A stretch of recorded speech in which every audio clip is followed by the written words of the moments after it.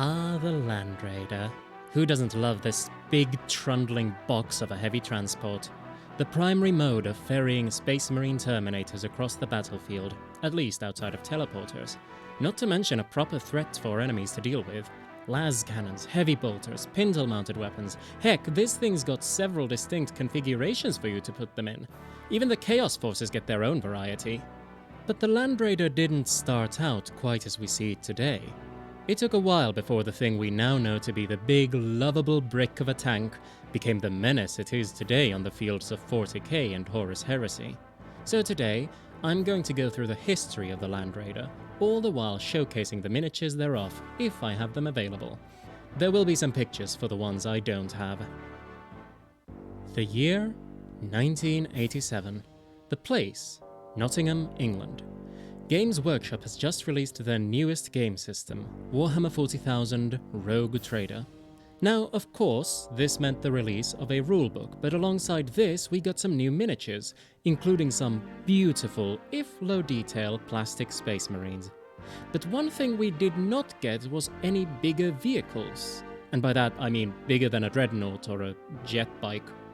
However, the rules for such things did exist. Rules for bigger, tracked and hovering vehicles, even flyers. And the rules for larger tracked vehicles show us the first depiction of a Land Raider. The Land Raider is a multi-role combat vehicle designed to cope with most situations that the galaxy can throw at it. Its wide tracks can move easily over loose or dangerous ground, while its plastine body can hold up to 10 crew in relative comfort. This is a kit-bashed Land Raider and is armed with 2 las cannons and a bolter. Most modern versions would have a pair of twin las cannons and heavy bolters, but this was someone's own homemade vehicle. Indeed, when explaining the rules for vehicle turning, because you're damn right it was more complex than current rules, it is the Land Raider that is depicted to try and explain it. This version of the Land Raider would make another appearance in 1988's chapter-approved The Book of the Astronomicon.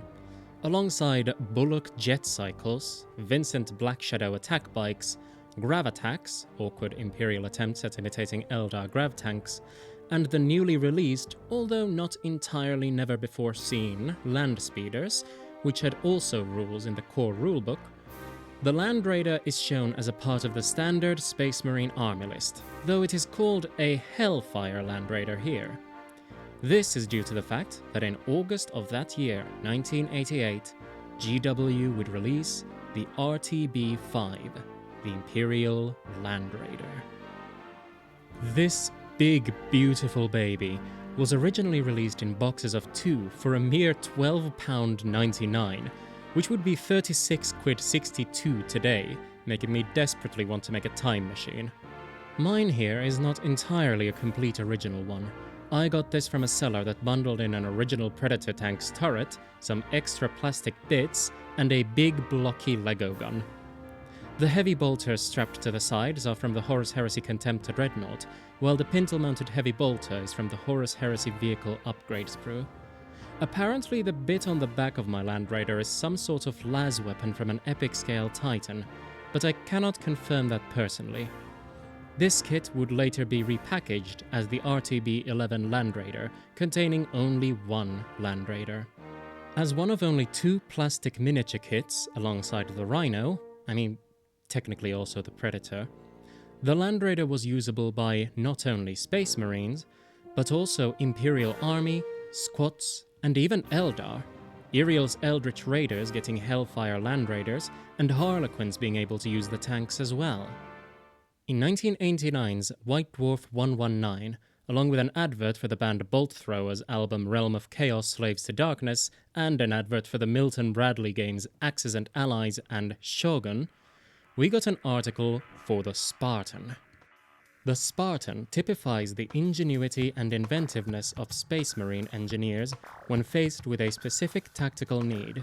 In this case, to carry a squad of fully armored and equipped Terminators through the so-called Ring of Death, which the forces of Horus had thrown around the captured Adeptus Mechanicus city of Ares Primus. This was then the second city on Mars, and the largest single source of war munitions in the Imperium. Besides giving some background for the Horus heresy in the early days of 40k, and also implying that this pattern was a late heresy invention, this article gave you guidance on how to convert your very own Spartan assault tank, using the bases of a Land Raider, as well as rules for the vehicle in Rogue Trader. While these days the Land Raider can carry Terminators into battle, with a smaller Rhino ferrying lighter armoured Marines into combat, in Rogue Trader it was the role of the Spartan to be the Terminator carrier, able to transport up to 5 Marines in Terminator armour. The Spartan was built from the Land Raider kit, as well as the Rhino kit, and bits of plastic art. The guide showed the Spartan to wind up looking rather elongated, but alas, such is the burden of carrying Terminators. When the second edition of 40k rolled around in 1993, the Land Raider leapt into this new era as well. Still using the Rogue Trader kit, the Land Raider was usable in Space Marine armies that contained a minimum of 1 Tech Marine, as well as Chaos Space Marine armies, where the Land Raider could take chaotic upgrades, like getting the Cornate Destroyer attachment, a Nurgling Infestation, or Zinchian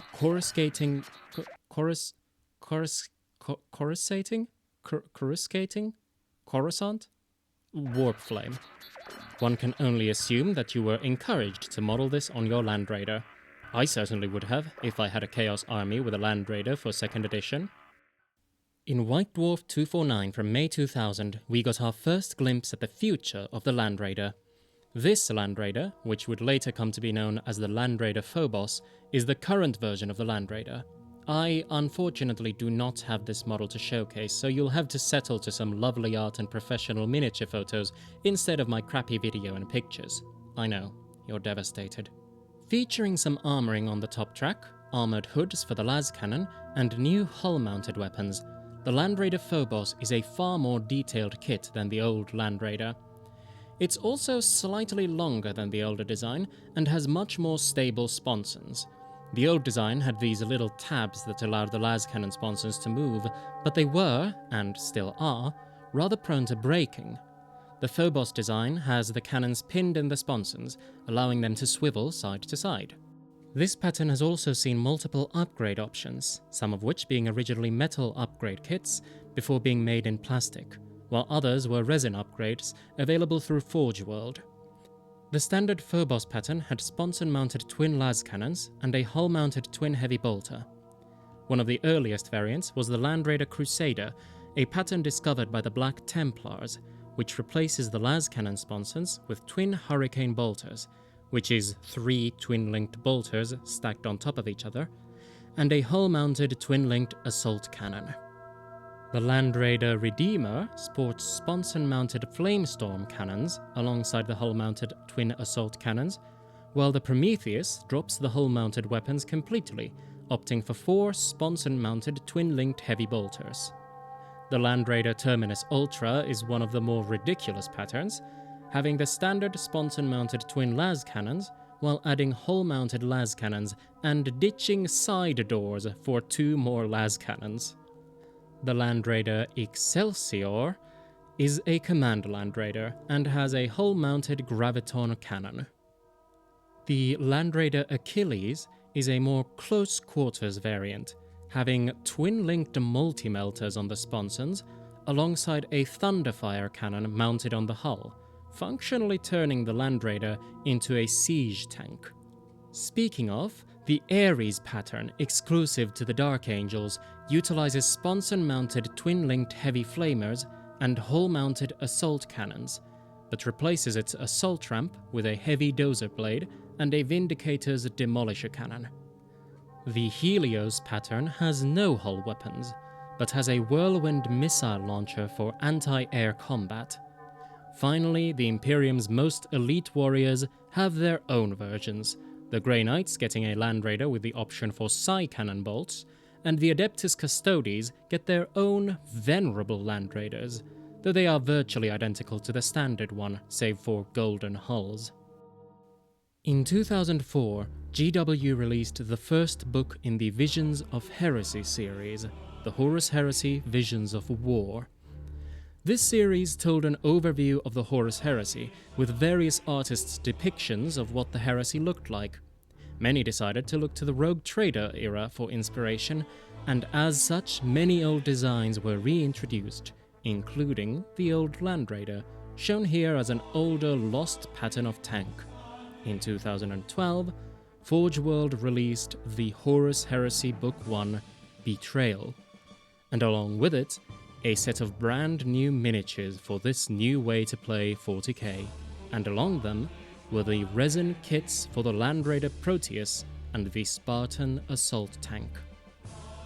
These resin kits reimagined the old Rogue Trader kits with modern design sensibilities, even including the assault ramp that modern Land Raiders come with. The Land Raider Proteus is roughly the same size as a Land Raider Phobos, but has the all-around tracks and unhooded sponsons of the old Land Raider. The Proteus also has hull-mounted weapons, something it shares with the reimagined Spartan, now present from the very start of the Heresy as a Great Crusade configuration of the Land Raider design, and armed with a quad las cannon array on its sponsons.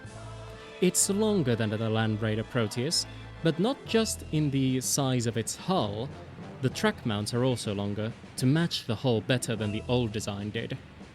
Alongside these two kits, Betrayal introduced two variants on the Spartan, the super heavy Typhon Siege Tank and Kerberos Tank Destroyer. These ditch the Spartan's transport capacity for a Demolisher Cannon and a Laser Destroyer respectively, functionally turning them into oversized Vindicators. But alas, I do not have these miniatures. Indeed, I do not have the Land Raider Proteus or Spartan kits I've been talking about thus far either. But then, wait, what have I been showing you? In 2022, Games Workshop released Warhammer the Horus Heresy Age of Darkness, the second edition of the Horus Heresy game, and along with it, a starter box of plastic miniatures.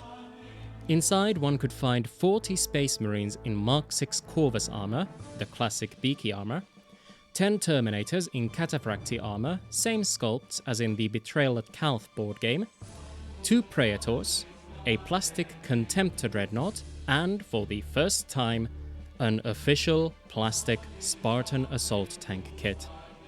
Soon after, GW put out the official Land Raider Proteus kit in plastic. These are the miniatures I've been showing you. The only resin Heresy mini I own is Argel Tal, the best boy. Soon after, we would also get plastic Kerberos and Typhon kits. And that brings us to today. The Land Raider has come a long way, hasn't it? From an impressive kit bash job, to a seriously cuboid little box, to a gorgeously engineered plastic tank, to a loving homage and update on that old boxy design. Long may the Land Raider reign supreme over the battlefields of the 41st millennium and beyond. Thank you for watching this, my first proper YouTube video. That intro video doesn't count, because I say so. I hope you enjoyed it. If you did, I would appreciate it a lot if you liked the video, and, I don't know, comment on what your favorite Land Raider variant is. You may have noticed me kind of glossing over the bits with the Phobos Land Raider, and that's quite simply due to me being much more interested in the old Land Raider and the Proteus pattern. But enough rambling. Thanks again for watching, and I'll see you again soon. Bye!